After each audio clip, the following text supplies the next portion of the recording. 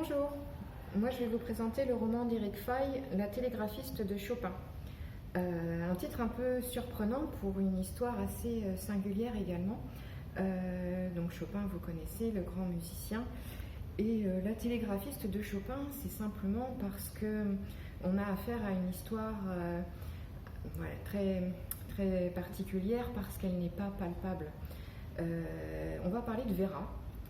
Et Vera, c'est vraiment une personne avec une vie extrêmement banale, presque insipide. Elle est cantinière, elle a élevé seule ses 2 enfants à la mort de son mari.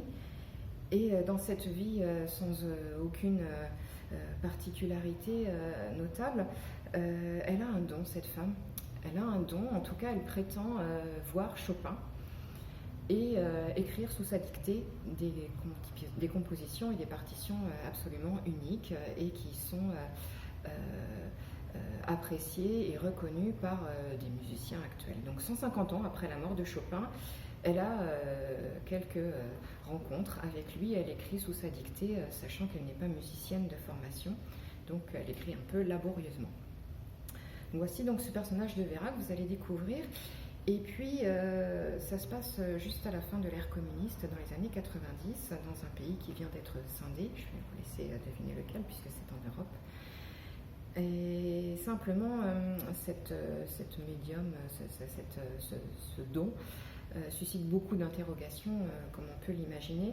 Et donc on va avoir Ludwig d'un côté, et son caméraman, et puis Pavel de l'autre côté, qui vont être en charge de façon différente de vérifier la véracité de ce don, la véracité de cette particularité, de cette faculté à écrire des partitions de Chopin qui peuvent donc se vendre à bon prix, dans la mesure où ce sont évidemment des choses totalement inédites.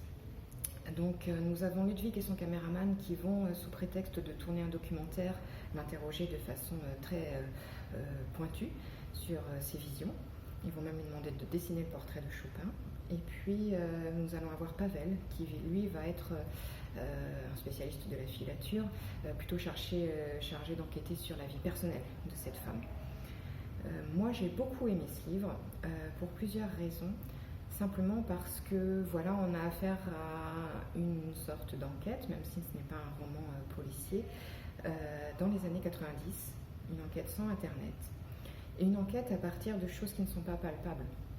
On ne peut pas avoir de témoin d'une personne qui a des visions et qui est la seule à les avoir.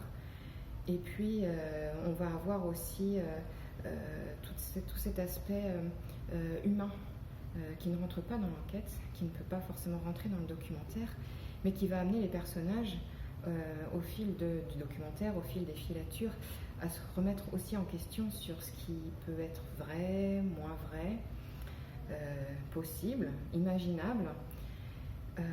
Voilà, moi je dirais que c'est un livre qui parle de vérité, en quête de vérité, qui parle d'humilité, et puis qui parle de musique, évidemment, même si nous n'avons absolument pas besoin d'avoir une formation musicale pour apprécier ce roman qui est très accessible au demeurant.